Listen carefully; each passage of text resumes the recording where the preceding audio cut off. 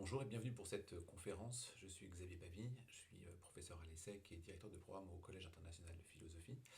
Je travaille depuis une dizaine, peut-être plus, peut-être proche d'une vingtaine d'années sur les exercices spirituels philosophiques. Et c'est l'objectif de cette conférence, c'est de parler d'un ouvrage que j'ai récemment publié qui est une anthologie des exercices spirituels philosophiques. Et je vais me proposer pour cette conférence à la fois de les mettre en perspective et puis d'aller directement également dans les textes pour que nous puissions ensemble comprendre de quoi il ressort quand on parle d'exercice spirituel philosophique.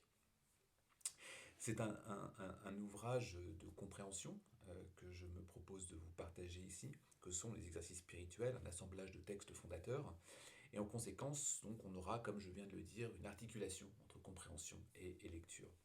Pour que ce soit clair pour tous, l'ouvrage est structuré, et je vais notamment utiliser ces structures ici, entre différents chapitres de l'Antiquité jusqu'à nos jours, concernant l'apprentissage des exercices spirituels. C'est aussi bien apprendre à se préparer, apprendre à s'équiper, apprendre à se connaître, apprendre à se détacher ou apprendre à vivre de son corps également, comment apprendre de lui, comment apprendre d'autrui, comment apprendre à lire et à écouter, à viser le regard d'en haut, exercice spirituel fondamental, apprendre à mourir, à être soi, que ce soit pour des périodes antiques, modernes ou contemporaines, et ce point est très important parce qu'il ne s'agit pas simplement d'avoir une vision de ce qu'est la philosophie dans l'Antiquité, mais bel et bien ce que l'on peut en faire aujourd'hui, dans la période contemporaine qui est la nôtre. La question que posent les exercices spirituels porte sur le comment vivre. Comment réussir à vivre, comment mieux vivre, comment même supporter de vivre. Je le dis très rapidement, la philosophie se constitue dans l'Antiquité selon deux axes importants, qui sont d'une part comprendre le monde, et c'est notamment la science, ou en tout cas les tentatives de science qui vont émerger à ce moment-là. Comment je vais, à travers les philosophes qui étaient également des mathématiciens, des scientifiques, travailler sur la compréhension du monde, que ce soit les saisons, que ce soit la Terre qui est ronde, que ce soit le Soleil qui se couche. Et donc ça va être une partie de la philosophie importante, et que l'on connaît également avec les Thalès, qu'on a vu dans les théorèmes, que ce soit avec Pythagore, et puis la philosophie et la science vont s'accompagner l'une l'autre pendant des siècles. Et puis il y a une autre philosophie qui naît en même temps, c'est le comment vivre, celle qu'on travaille aujourd'hui. Et donc en effet, l'objectif, il est de travailler à comment est-ce que l'on peut mieux vivre, réussir à vivre. Et cette question est fondamentale parce que la philosophie est alors destinée comme discipline à aider l'homme à mieux vivre, à mieux être, à jouir de ce qu'il vit plutôt que de vivre soumis à des passions. Alors les passions, elles sont jamais finalement complètement assouvies. Les passions, c'est au sens antique, au sens ancien du terme. C'est la passion du pouvoir, la passion de l'argent, la passion de la possession, la passion des honneurs, par exemple. C'est ce type de passion qu'il faut comprendre ici. Eh bien, pour répondre à ça, pour résoudre ces problématiques de passion, eh bien, il va exister des exercices spirituels dans l'Antiquité qui sont à la fois des discours intérieurs, ce que je peux me dire, et des discours extérieurs, ce que je peux entendre ou ce que je peux dire à quelqu'un d'autre. Et évidemment, une question importante, une problématique importante qui est la mise en œuvre. La mise en œuvre est importante parce que la philosophie ne peut vivre qu'avec ces deux versants. À la fois une partie discours, texte, écrit, on va dire théorique, et une partie mise en œuvre. L'une et l'autre se répondent. Nous ne pouvons pas dissocier l'une de l'autre. Je ne peux pas être philosophe sans réfléchir à ce que je fais. Je ne peux pas réfléchir à ce que je voudrais faire sans être dans la pratique également. Donc les deux s'articulent. On appelle ça la théoria et la praxis, la notion importante de théorie et la notion importante de pratique. Les deux sont fondamentales, même si la plus importante, encore une fois, les deux sont fondamentales, on a besoin des deux, mais s'il y a une qui est plus importante, c'est évidemment la pratique, puisque l'objectif, c'est de savoir comment vivre. Donc la praxis est effectivement plus importante. Quand on analyse un philosophe, quand on regarde une école de philosophie, on va regarder la vie des individus, leurs pratiques, et puis on va regarder la théorie. Et regarder si ça concorde, la cohérence entre les deux. Si ça ne concorde pas, nous ne pourrons pas tellement croire le philosophe à proprement parler. Donc on regarde ce qu'on appelle la notion intégrale du philosophe. Le discours philosophique doit être compris dans la perspective donc du mode de vie. La philosophie est bien avant tout une manière de vivre qui toutefois est étroitement liée au discours philosophique. C'est Pierre Hadot, un philosophe français contemporain qui avait déterminé ce qu'était un exercice spirituel, ce qu'était la philosophie dans l'Antiquité, qui le dit dans cette manière-là. Donc pour tout à fait citer Socrate également, qui, lorsqu'on lui demandait la définition de la philosophie, répondait, au lieu de la dire, je la fais voir par mes actes. C'est notamment un philosophe qui n'a jamais écrit, vous le savez, qui n'a jamais publié à proprement parler. On n'a pas de traces écrites de Socrate. Ça ne veut pas dire qu'il n'y réfléchissait pas non plus à des éléments théoriques, bien sûr. Les exercices spirituels, on peut les résumer, pour pouvoir mieux vivre, à une expression qui est prendre soin de soi. Alors prendre soin de soi est l'expression probablement la plus importante de la philosophie. Hein. Cette expression euh, est en quelque sorte une fonction que l'on va utiliser et qui vont être des techniques, des méthodes pour prendre soin de soi, qui sont déterminantes pour un mieux vivre, et la posture, la façon avec laquelle nous allons nous-mêmes vivre vis-à-vis de nous-mêmes.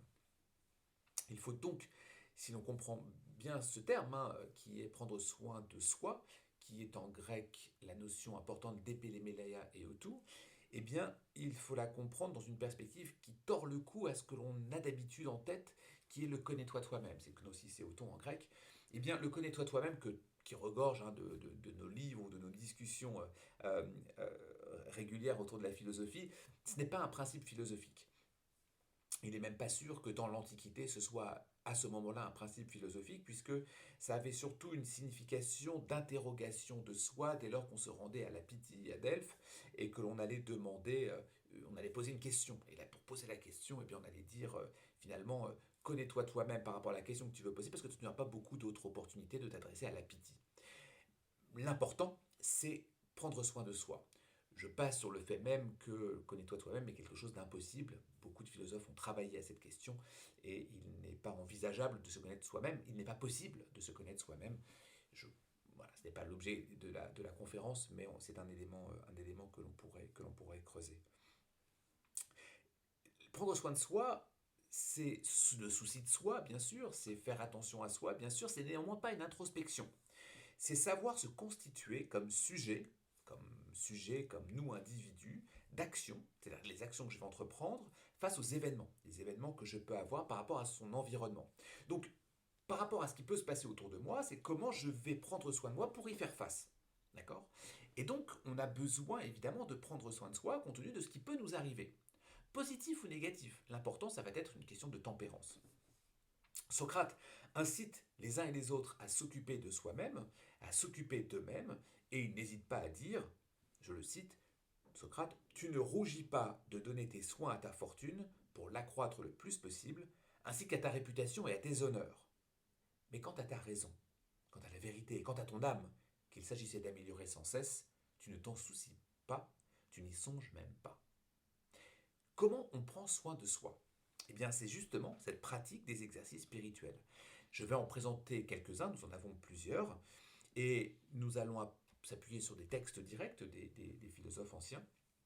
Et le premier, c'est la notion de se préparer. Alors, on se prépare justement aux événements qui peuvent arriver.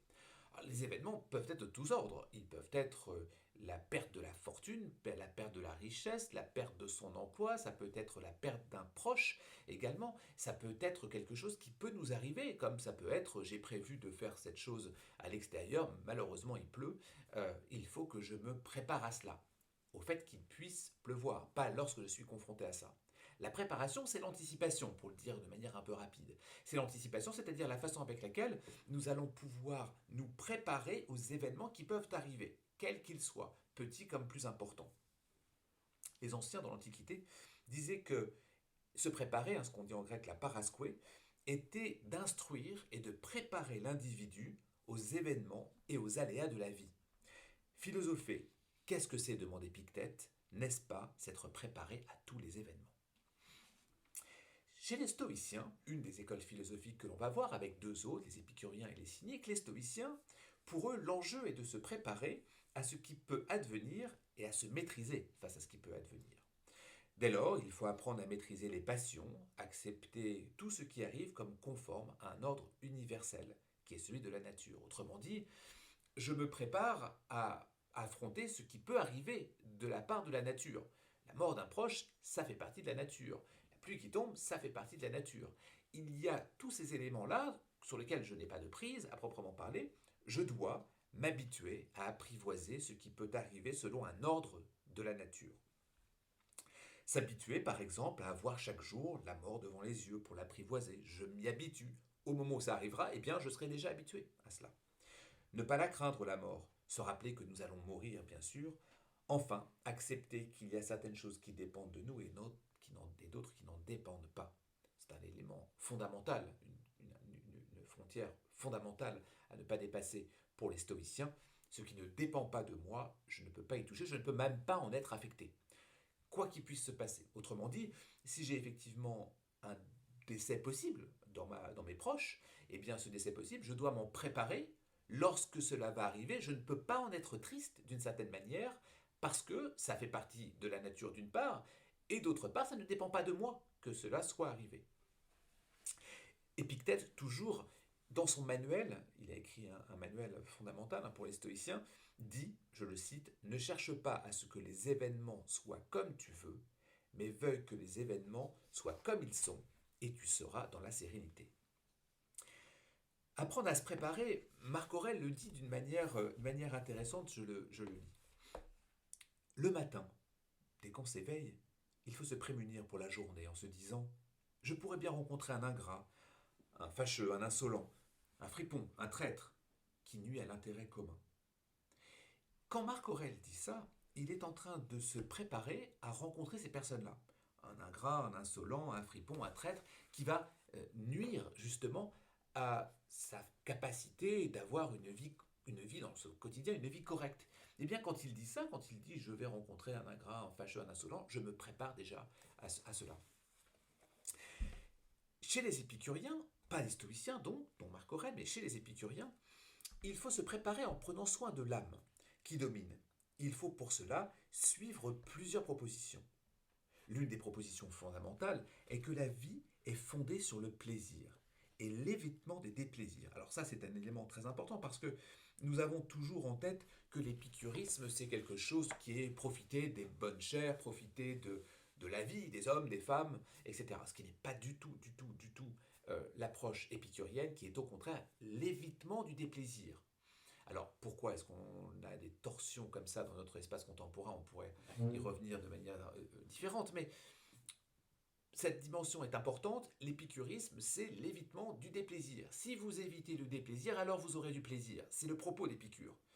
Je l'explique très rapidement. Si vous mangez beaucoup un soir à table en tant qu'épicurien, c'est-à-dire au sens vulgaire tel qu'on l'utilise aujourd'hui, eh bien, le lendemain matin, vous risquez d'avoir un peu mal au ventre, de mal digérer, évidemment.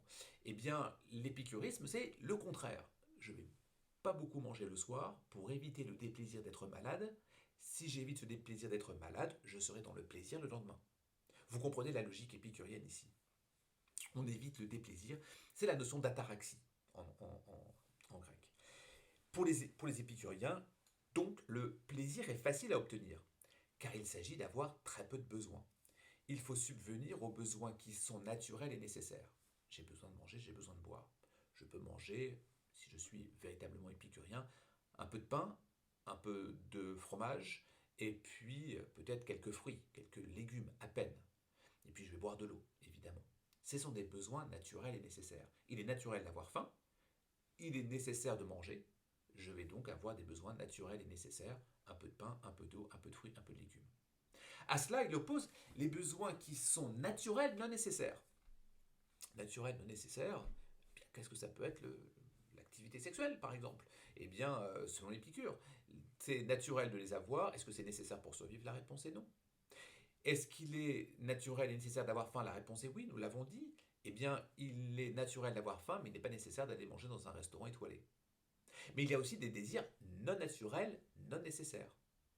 La gloire, par exemple, les honneurs, c'est quelque chose qui n'est pas naturel chez l'homme, contrairement à la faim, et ça n'est pas nécessaire d'y succomber.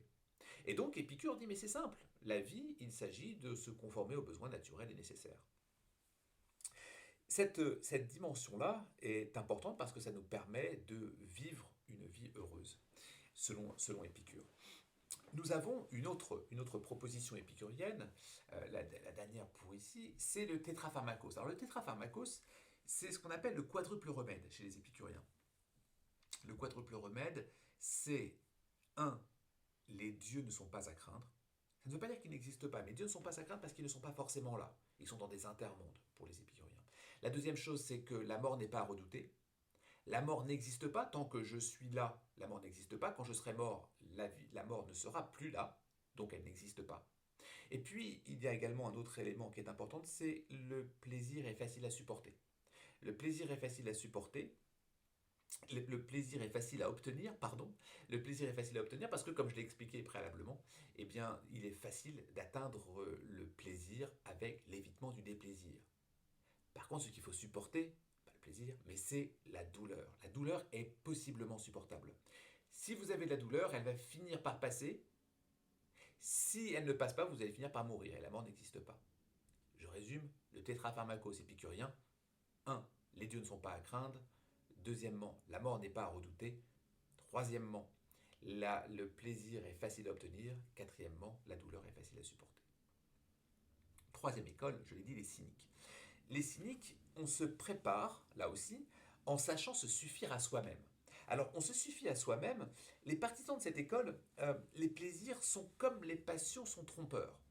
Ils sont nuisibles, les plaisirs, les passions sont trompeuses, et donc il va falloir s'en méfier, parce que tout ça est éphémère en permanence. Il s'agit donc de s'en méfier, de s'en mettre à distance, comme le pouvoir, comme la propriété. Tout cela est à manier avec prudence pour s'assurer d'une vie limitant les soucis. Ce qu'il faut viser pour les cyniques, c'est ce qu'on appelle l'apathie. Alors l'apathie, c'est pas le bonheur. L'apathie, c'est la volonté de se retrouver dans un état serein, calme, à distance, pour affronter les aléas de la vie. Pour ça, il faut atteindre l'apathie. Alors l'apathie, c'est effectivement, on va le dire en ces termes, c'est l'autosuffisance. Cette autosuffisance, elle est à se conformer, si vous voulez, comme le monde divin. Les dieux, s'ils existent, ne sont pas là, ils ne nous demandent rien. Les dieux, ils vivent de leur côté, selon eux, les cyniques, et puis les animaux. Si vous regardez les animaux, ils ne nous demandent pas grand-chose. Ils font leur logement, ils vont chercher à manger, et puis c'est tout. Eh bien, pour les cyniques, il faut se conformer à eux. Pourquoi avons-nous besoin des autres? Pourquoi passons-nous notre temps à essayer de fabriquer quelque chose qui n'est pas forcément nécessaire? Cherchons l'autosuffisance. Si vous comprenez ces exemples des exercices spirituels et ce qu'on doit rechercher comme sagesse, on va mettre ça en œuvre. Alors mettre ça en œuvre, ça veut dire que l'on va avoir des exercices spirituels qu'il va falloir pratiquer. Alors ces exercices spirituels, ils vont être divers, notamment la lecture. Alors la lecture, c'est savoir s'imprégner d'un texte, s'imprégner d'un texte. Goethe le dit de cette manière-là, donc un philosophe qui n'est évidemment plus dans l'Antiquité, bien plus tard. Les gens ne savent pas ce que cela coûte de temps et d'efforts pour apprendre à lire. Il m'a fallu 80 ans pour cela et je ne suis pas même capable de dire si j'ai réussi. Pourquoi Goethe dit ça? Goethe dit ça parce que l'enjeu fondamental, il est de savoir comprendre le texte, mais le comprendre non pas simplement parce que l'auteur va partager quelque chose, mais par rapport à ce que ça fait pour vous. Quand vous lisez un texte, si vous lisez un roman, vous y prenez plaisir, vous voyagez pendant ce temps-là, et puis c'est tout. Quand on lit un texte de philosophie, l'objectif, c'est d'avoir une conséquence sur soi. Quels sont les résultats que ce texte va avoir sur moi? J'ai un point de vue qui est exposé, j'ai une façon de penser, comment je vais l'approprier pour moi? Eh bien, ça prend du temps, c'est compliqué, c'est un exercice spirituel. Pour ça, on peut avoir un deuxième exercice spirituel qui s'appelle les upomenata. Les upomenata, c'est l'écriture. Alors, ils se constituent en des petits carnets, les upomenata dans l'Antiquité. Des petits carnets, et les philosophes avaient toujours ça sur eux. Un carnet pour pouvoir prendre des notes dessus, pour pouvoir noter des réflexions, et pour pouvoir également se dire à soi-même ou à quelqu'un d'autre, quand je vais écrire, je vais prendre une distance vis-à-vis de ce qui se passe, et je vais prendre déjà une distance vis-à-vis de moi. Ça peut être les upomenata, la façon d'écrire, une voix pour écrire à quelqu'un d'autre.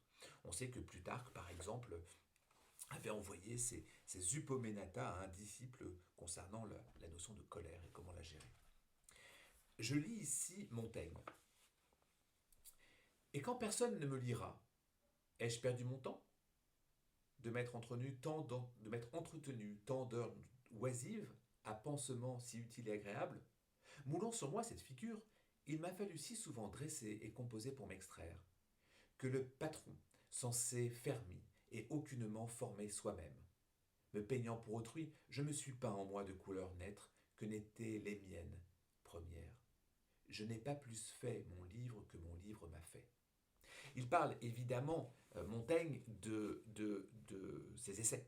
Et ses essais sont un livre dans lequel il va partager ses voyages, ses réflexions. Il va utiliser l'écriture comme exercice spirituel. Après la lecture, c'est un deuxième exercice spirituel. Nous en avons un autre qui est cette fois donné par Plutarque, également concernant la colère dont je mentionnais tout à l'heure le thème, concernant la notion importante de dialogue. Le dialogue est important. Réfléchissons-y un instant. Quand vous dialoguez avec quelqu'un, nous essayons toujours d'avoir raison. Pas toujours, mais quand on dialogue de manière solide, intéressante, on veut défendre un point de vue. Le dialogue comme exercice spirituel, c'est essayer d'avoir raison non pas l'un sur l'autre, mais ensemble. Ça veut dire que nous essayons d'avoir l'approbation de la personne, comme nous donnons la nôtre, et à deux, nous essayons de nous élever. Et à deux, nous nous élevons pour essayer d'avoir raison ensemble. Eh bien, le dialogue est important. D'abord, écoutez. L'ouïe est appropriée à la raison, plus encore qu'elle ne l'est à la passion. Bien des places, bien des parties de notre corps laissent à travers elle le vice pénétrer jusqu'à notre âme. Mais la vertu ne peut s'emparer de celle-ci qu'au moyen des oreilles. Et encore, faut-il dès le principe qu'on les ait gardées pures, incorruptibles, à la flatterie, inaccessibles au mauvais discours. C'est pourquoi Xénocrate conseillait de mettre des couvres-oreilles aux enfants et aux athlètes, parce que ces derniers ne sont en danger que d'avoir des oreilles meurtries par les coups, tandis que c'est l'âme des jeunes qui est pervertie par les discours. Ce que veut nous dire ici Plutarque, c'est que dans le dialogue, il faut savoir écouter. Et l'écoute va nous permettre le dialogue. La problématique est que nous, dans notre espace contemporain, on est limité par le temps, on veut avoir raison l'un sur l'autre. Plutarque nous amène avant tout à avoir une dimension fondamentale autour du silence, de l'écoute, pour pouvoir caractériser le dialogue. Peut-être que vous le saviez, chez Pythagore, dans la secte appelée comme ça, les disciples se taisaient pendant 5 ans, simplement pour faire en sorte qu'ils sachent écouter correctement. Et une fois qu'ils ont appris à écouter, ils vont pouvoir avoir une place au discours et à parler. Il y a une ascèse physique comme exercice spirituel. Alors l'ascèse physique, c'est comment j'utilise mon corps. Elle peut être diététique, avec Épicure, elle peut être physique, avec une pratique sportive, elle peut être dans l'examen de soi, bien sûr, et on va lire ici un passage de Diogène. L'ascèse, disait Diogène, est double. L'ascèse physique d'une part, et d'autre part cette ascèse corporelle, au cours de laquelle des représentations qui se produisent dans un exercice constant donnent de la faculté pour les œuvres de la vertu. Mais l'une est incomplète sans l'autre, car vigueur et force sont au nombre des qualités qu'il convient de rechercher tout autant pour le corps que pour l'âme. Ces exercices nous poussent à une conversion finale, c'est-à-dire que l'objectif, il est de réussir à se convertir, à être quelqu'un d'autre. Je suis affecté par des passions, la peur, la crainte, les obstacles, ma façon de vivre, et de manière très contemporaine, c'est avec mes collègues, ça peut être avec mon travail, ça peut être avec mes enfants, avec mon conjoint, avec les uns et les autres, comment je vis ce que je vis, mes peurs, mes craintes, mes passions. Eh bien, on nous explique quels sont les exercices pour pouvoir y vivre et surmonter ces obstacles. Dès lors, je serai converti à quelqu'un d'autre.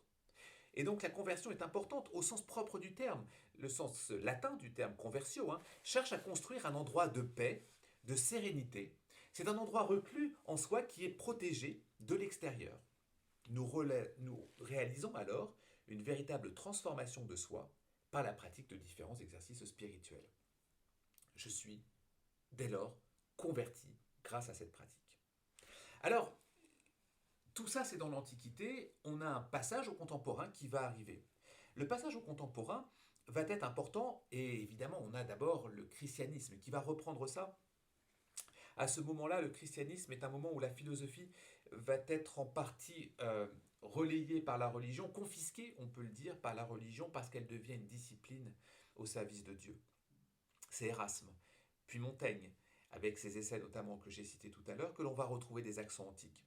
Alors plusieurs types, au XVIe siècle, Montaigne nous dit qu'il faut philosopher et c'est apprendre à mourir, qui est un exercice spirituel. Au siècle suivant, on va avoir Descartes et son doute. Puis au XVIIIe siècle, on va avoir Rousseau, qui connaît bien les écoles de l'Antiquité, mais on va avoir également Kant avec sa métaphysique des mœurs. Il y a également, et c'est important pour notre propos aujourd'hui, des exercices spirituels dans l'espace contemporain.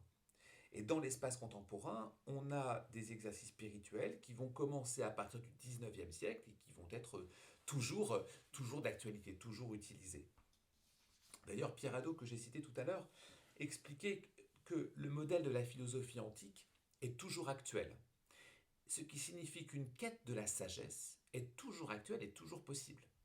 Il y a des attitudes universelles et fondamentales de l'être humain lorsqu'il cherche la sagesse. Les exercices spirituels contemporains, c'est une poursuite des exercices spirituels antiques. Ça veut dire qu'ils vont les reprendre, les philosophes contemporains. Il y a des nouveaux exercices spirituels, il y a des reprises à proprement parler. Les techniques comme la lecture, par exemple, ou l'écriture, sont reprises par des philosophes comme Henry David Thoreau, comme Michel Foucault, comme Wittgenstein ou encore Stanley Cavell. Le regard d'en haut, qui est un exercice spirituel fondamental, qui est celui d'avoir la capacité à se mettre au niveau de Sirius, l'étoile la plus haute dans le ciel, et regarder, c'est Lucien dans l'Antiquité qui va émerger avec cette idée d'exercice spirituel antique, de prendre de la distance, de prendre de la hauteur, le point de vue de Sirius. Eh bien, c'est tout à fait présent dans les philosophes contemporains comme Thoreau, comme je l'ai dit, comme Pierre Hadot et d'autres philosophes également. La question de la mort, les enjeux de la mort, sont abordés par Michel Foucault dans la philosophie contemporaine, comme Wittgenstein également. Il y a donc cette reprise. Et cette reprise-là, elle va être continuelle dans les exercices spirituels contemporains, mais il va y en avoir d'autres d'une certaine manière. On va appeler ça aujourd'hui des exercices spiritualité d'une ontogenèse, si vous voulez, des exercices spirituels antiques. Il y a une difficulté à dire qu'il y a des exercices spirituels totalement nouveaux. Est-ce qu'ils n'ont pas existé puis ils ont disparu, on ne les a pas retrouvés dans les textes des anciens? Est-ce que finalement il y a quelque chose qui émerge? C'est pour ça qu'on appelle ça une ontogenèse de l'exercice spirituel. C'est en fait les transformations structurelles observées dans un exercice spirituel antique qui lui donnent une forme originale, une forme finale contemporaine. Alors, pour cela, on va en aborder plusieurs. Le premier, c'est l'exercice spirituel et l'art. L'art peut-il être un exercice spirituel? Eh bien, un philosophe contemporain qui s'appelle John Dewey explique, je cite John Dewey, qu'il faut se confronter à l'art. L'expérience consiste en l'interaction de l'objet artistique avec un individu. Elle varie donc selon les individus. Elle change pour la même personne selon les moments, dans la mesure où elle apporte quelque chose de différent. Il y a dans la confrontation à l'art la possibilité de changer notre perspective. Plus nous nous confronterons à l'art et à des arts différents, plus notre perspective sera différente. Et bien pour John Dewey, c'est un exercice spirituel possible. Il y en a un autre qui est intéressant dans l'espace contemporain, c'est celui du corps. Alors il n'est pas exclu dans l'Antiquité, bien sûr, mais Nietzsche, philosophe contemporain, dans la façon avec laquelle nous présentons le contemporain, le dit en ces termes. Nous ne faisons pas partie de ceux qui n'ont de pensée que parmi les livres, sous l'impulsion des livres. Nous avons l'habitude de penser en plein air, en marchant, en sautant, en grimpant, en dansant, le plus volontiers, sur les montagnes solitaires ou tout près de la mer. Là-bas où, sur les chemins même, deviennent problématiques. Notre première question pour juger de la valeur d'un livre, d'un homme, d'un morceau de musique, c'est de savoir s'il y a là de la marche, ou encore mieux de la danse. Nietzsche passe son temps à travailler la question du corps comme la question de la spiritualité, et l'un et l'autre se répondent en permanence. Un autre exercice spirituel contemporain qui peut nous intéresser est celui du collectif. Je cite John Dewey une nouvelle fois. Ce n'est qu'en participant à l'intelligence commune et en partageant le projet commun dans la mesure où ils contribuent au bien commun que les êtres humains individuels peuvent réaliser leur véritable individualité. Ils sont pleinement libres. L'État n'est qu'un organe parmi d'autres de l'esprit et de la volonté qui assure la cohésion et qui fait que les êtres humains sont membres les uns des autres. Il n'est pas à l'origine de la revendication morale des individus et à la pleine réalisation de leur potentiel en tant que vecteur de pensée et de finalité objective. Nous avons ici quelques exemples d'exercices spirituels contemporains et un dernier peut-être concerne l'esthétique de l'existence. L'esthétique de l'existence, il pourrait être nommé avec Michel Foucault, il va être ici cité avec Henry David Thoreau. C'est quelque chose d'être capable de peindre un tableau donné, ou de sculpter une statue, et de rendre ainsi quelques objets beaux. Mais que de plus glorieux il est de sculpter et de peindre l'atmosphère comme le milieu même où nous sondons du regard, ce que moralement il nous est loisible de faire. Avoir une action sur la qualité du jour, voilà le plus élevé des arts. Tout homme a pour tâche de rendre sa vie, jusqu'en ses détails, digne de la contemplation de son heure la plus élevée et la plus sévère. Nous sommes tous des sculpteurs et peintres. Nos matériaux sont notre chair, notre sang, nos os. L'homme est une masse d'argile, il s'agit de la façonner du mieux possible. Dans l'Antiquité, nous avions déjà Plotin qui parlait de la sculpture de soi, qui était important.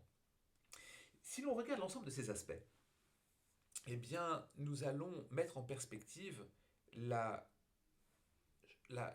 difficulté du choix que nous avons. Tous ensemble, ici, aujourd'hui, là, pendant que nous faisons cette conférence, qu'est-ce que vous allez faire? Est-ce que cette conférence, plus exactement le contenu de sa conférence avec les exercices spirituels, vous fait dire je veux choisir le chemin de la spiritualité, le chemin de la sagesse, ou est-ce que vous allez au contraire vous dire je vais continuer comme avant? En fait, vous avez deux choix. Vous êtes à l'embranchement, ce qu'on appelle le bivium. Prenez pour exemple le Y, la lettre Y. Vous avez le chemin, et puis vous avez une voie simple, large, droite. Et puis vous avez une autre un petit chemin qui n'est pas droit, qui est sinueux et qui monte plus loin que le chemin droit.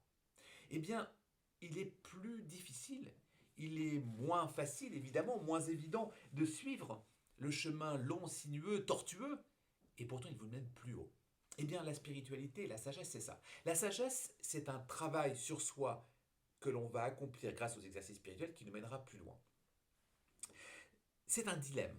Qu'est-ce que vous allez faire? Choisissez-vous votre bien-être, votre mieux vivre et atteindre la sagesse, ou est-ce que vous allez, au contraire, faire comme d'habitude, rester dans votre zone, si on peut dire, de confort? Soyons clairs, le plaisir, ce n'est pas aller sur une plage. Prendre soin de soi n'est pas aller au spa. Faire en sorte d'avoir du bien-être n'est pas faire attention comment je vais me prélasser au bord d'une piscine. C'est pas du tout ça, évidemment, vous l'avez compris. Ça, c'est la zone de confort. Le bien-être, le mieux vivre, c'est effectivement le chemin difficile. C'est de se dire comment je travaille les propositions d'Épicure que j'ai notées. Comment je fais en sorte de mettre en place les actions stoïciennes et travailler sur ce qui dépend de moi et ce qui n'en dépend pas de moi. Eh bien, c'est fastidieux, c'est un travail, c'est un effort. Eh bien, ce bivium est en gros ce choix de vie. Qu'est-ce que vous allez faire? Hésiode, dans l'Antiquité, dans les Travaux et les Jours, fait référence à ces choix de vie. Et il dit le vice, il est facile d'y atteindre. La route est unie, et c'est tout près de nous qu'il habite. Mais devant la vertu, la sagesse, on pourrait dire, les dieux immortels ont placé la sueur. Un sentier long, escarpé, conduit vers elle et raboteux d'abord, mais dès qu'on est arrivé au sommet, malgré sa difficulté, cela devient aisé. Eh bien, c'est encore une fois les pythagoriciens qui vont avoir cette lettre, ce Y, qui va être à l'entrée de leur temple, de leur secte, de leur lieu dans lequel ils se retrouvent. Et on va parler de la croisée des chemins. Si vous rentrez dans cet endroit, si vous rentrez, on pourrait le dire de manière beaucoup plus large, si vous rentrez en philosophie, ou en spiritualité, vous choisissez le chemin long et difficile. Eh bien, l'alternative de la facilité, l'alternative de votre zone de confort, eh bien, vous pourrez toujours la vivre, mais ce sera une vie, comme dirait Stanley Cavell, de désespoir tranquille. Et cette vie de désespoir tranquille face à la piscine, face à l'océan que vous regardez, face à la montagne que vous regardez, ou face au spa dans lequel vous allez rentrer, ou les bons plats que vous allez avoir, sera une vie tout à fait simple, tout à fait correcte probablement, mais qui ne sera pas une vie de sagesse ni de spiritualité. Le carrefour de la vie, c'est vous qui le choisissez. C'est fondamental dans l'existence des hommes, d'une part, une vie facile. Une vie, ça ne veut pas dire qu'il n'y a pas de travail, ça ne veut pas dire qu'il n'y a pas d'effort pour aller vous prélasser au bord d'une piscine ou à la mer. Il n'empêche que ce n'est pas l'effort nécessaire pour pouvoir mieux vivre et bien vivre.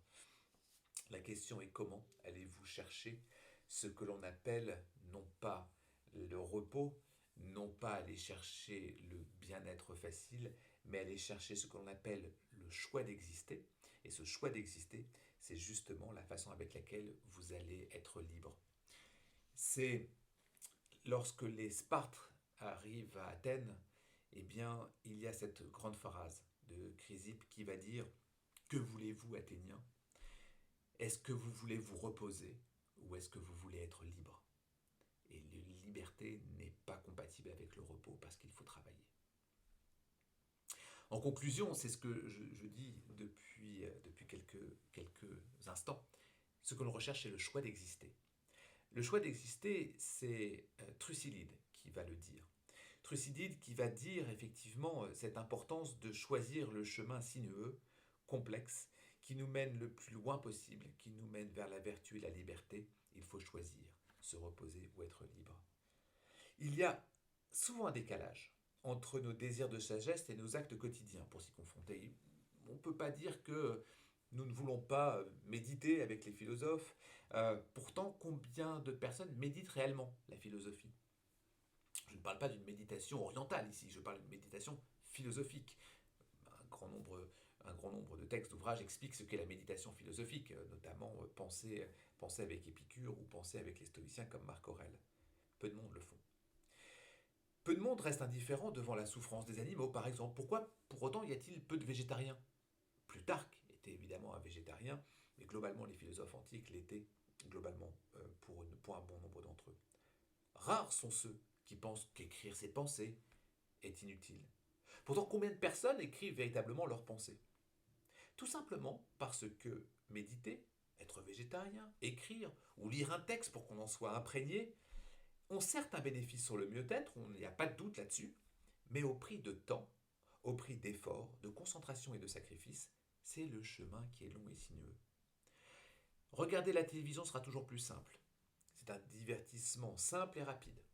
Manger de la viande est un réflexe qui procure un plaisir gustatif certainement jouissif. Ne pas se confronter à ses pensées est tellement plus simple que de s'y confronter véritablement. Ce que je suis en train de vous dire, c'est que concernant ce que vous mangez, ce que vous faites, la pratique de votre corps, avec Nietzsche par exemple, la pratique de votre spiritualité, avec les philosophes qui nous donnent des conseils de manière claire, il y a globalement, le temps me manque pour parler des 10, 11, 12 maximum exercices spirituels qui existent, mais l'ensemble de ces exercices-là sont accessibles à tous, mais qu'une petite partie va véritablement les mettre en œuvre. C'est pour ça que l'on dit parfois, on condamne les philosophes en disant qu'ils ont un comportement élitiste. Les comportements de philosophes ne sont pas élitistes. La philosophie n'est pas élitiste. Elle est accessible à tous. Ce qui est élitiste, c'est le nombre de personnes qui vont véritablement se confronter à l'effort nécessaire. Parce que cela demande un effort qui est nécessaire. Comment je réfléchis et je pense à ce que je fais. Pourquoi je fais ce que je fais. Les courts exemples que j'ai mentionnés sont assimilables donc à des exercices spirituels. Ça montre que la conversion est à portée de main dès lors que l'on souhaite provoquer cette modification de soi. Si nous nous engageons que très rarement dans cette voie longue, sinueuse, c'est bien à cause des efforts nécessaires et de l'investissement temps qui n'est pas naturel, il faut bien le dire, qui n'est pas un réflexe que nous avons. La transformation de soi s'effectue dans un espace-temps qui n'est pas celui avec lequel nous composons. La modification de soi, celle que vous voulez provoquer, elle ne se passe pas d'un jour à l'autre. Ce n'est pas parce que vous le décidez que c'est le cas. Vous allez décider de prendre du recul, prendre de la distance par exemple, et dire que c'est intéressant. Ce que me disent les stoïciens, il y a des choses qui dépendent de moi, des choses qui n'en dépendent pas, comment m'en défaire par exemple. Ça n'est pas parce que vous le décidez un lundi matin que ça va s'accomplir. Ça va être un travail de lecture des textes des stoïciens. Ça va être un travail d'écriture de ce que pensent les stoïciens et vous-même, ce que vous en pensez. Ça va être une méditation en permanence par rapport à cette phrase. Et cette phrase-là se multiplie par un nombre considérable de phrases qui sont des fondamentaux des exercices spirituels. Donc la décision est importante pour pouvoir réussir, mais la pratique est fondamentale. La modification est donc une question de temps. Quelle suffisance aurions-nous à penser qu'on pourrait, d'une heure à l'autre, pouvoir nous transformer? Vous êtes fait d'expériences, de vécu, d'éducation, de passé, d'environnement. Nous avons besoin forcément de temps pour détricoter, déconstruire tout cela et devenir quelqu'un d'autre. Épicure. Quand on est jeune, il ne faut pas remettre à philosopher. Et quand on est vieux, il ne faut pas se lasser de philosopher. Car jamais. Il est trop tôt ou trop tard pour travailler la santé de l'âme. Or, celui qui dit que l'heure de philosophie n'est pas encore arrivée ou passée pour lui ressemble à un homme qui dirait que l'heure d'être heureux n'est pas encore venue pour lui ou qu'elle n'est plus. Le jeune homme et le vieillard doivent donc philosopher l'un et l'autre. Celui-ci pour rajeunir au contact du bien, en se remémorant les jours agréables du passé. Celui-là, afin d'être, quoique jeune, tranquille comme un ancien en face de l'avenir. Par conséquent, il faut méditer sans cesse les causes qui peuvent produire le bonheur, puisque lorsqu'il est à nous, nous avons tout, et que quand il nous manque, nous faisons tout pour l'avoir. Attache-toi donc aux enseignements que je n'ai cessé de te donner, et que je vais te répéter, mets-les en pratique et médite-les, convaincu que ce sont les principes nécessaires pour bien vivre. Ce texte d'Épicure, cet extrait d'Épicure est important. Il nous explique de manière claire que lorsque l'on entend je vais philosopher, ça m'intéressera la philosophie, quand je serai en retraite j'aurai du temps, ça ne fonctionne pas. Puisque vous en avez besoin ici et maintenant de la philosophie, il ne s'agit pas de repousser cela. Et un vieillard qui pourrait dire c'est passé pour lui, à l'évidence, il a besoin de continuer la philosophie justement pour garder frais son esprit ou garder son cerveau et son esprit toujours vif à comprendre pourquoi est-ce que l'on peut et comment est-ce que l'on peut être heureux. L'ensemble des exercices spirituels que j'ai parcourus auprès de vous aujourd'hui existent donc dans l'Antiquité. Les exercices spirituels existent dans l'Antiquité, ils nous permettent de mieux vivre, c'est ce que j'ai expliqué.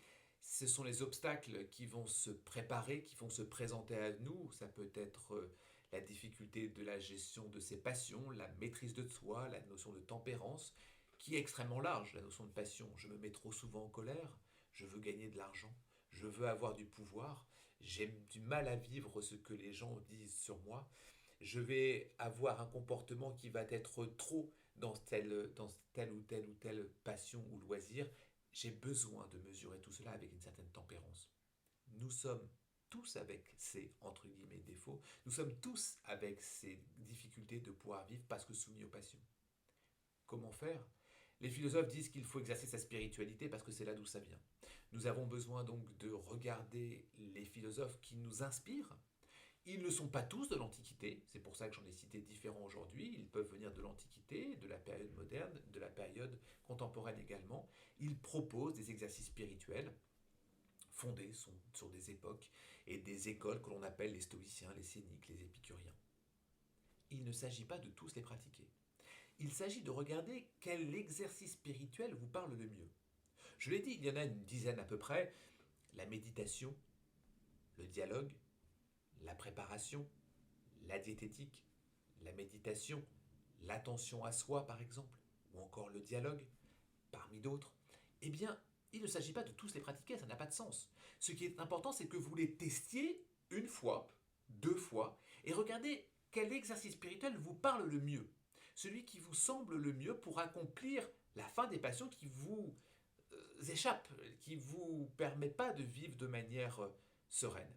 Eh bien, essayons ces exercices spirituels, qu'ils soient épicuriens, cyniques ou stoïciens, et il s'agit de les pratiquer pour avoir un retour sur soi, ce qui fonctionne ou pas. Il y en a une dizaine, je l'ai dit, il y a des textes pour cela, il y a des lectures pour cela qui vont vous demander un travail. Et ce travail sera accompli véritablement lorsque ce sera mis en pratique, lorsque vous les pratiquerez. Évidemment que ça ne marchera pas tout le temps. Plutarque explique pour la colère que il faut réussir à ne pas, qu'on est quelqu'un de colérique, il faut réussir à se mettre en colère simplement, ou en tout cas ne pas se mettre en colère simplement une demi-journée, et être fier de cela. Et puis noter qu'on ne s'est pas mis en colère pendant une demi-journée, et puis noter qu'on ne s'est pas mis en colère pendant une journée. Et puis 2 jours, 3 jours, et il dit, peut-être que vous allez chuter. Eh bien c'est pas grave, vous allez recommencer. Et vous allez chercher à effectivement être sans colère pendant un jour, 2 jours, 3 jours, peut-être 10 jours, 15 jours, 30 jours, et à ce moment-là, alors il dit vous ferez une offrande au Dieu, à ce moment-là, vous serez conquis par la maîtrise de la colère, vous serez conquis dans le sens où vous serez capable de dire que vous êtes capable de la maîtriser, cette colère, et vous pourrez vivre correctement. C'est un exemple d'exercice spirituel qui n'est pas moins vrai pour l'ensemble des exercices spirituels qui peuvent nous aider à combattre nos passions. Les exercices spirituels sont nés dans l'Antiquité, ils sont toujours présents, la sagesse est toujours présente, la disponibilité des textes, des discours est présente, la pratique est également présente. Il ne faut pas tarder à philosopher, ça n'est jamais trop tôt, ça n'est jamais trop tard pour pouvoir philosopher et pratiquer les exercices spirituels. Je vous remercie de cette attention pour cette conférence.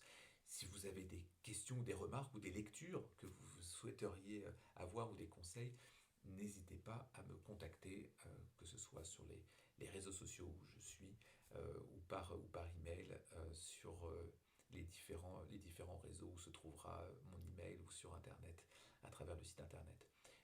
Je vous remercie et j'espère que vous allez dès maintenant commencer une démarche vers les exercices spirituels philosophiques. Merci.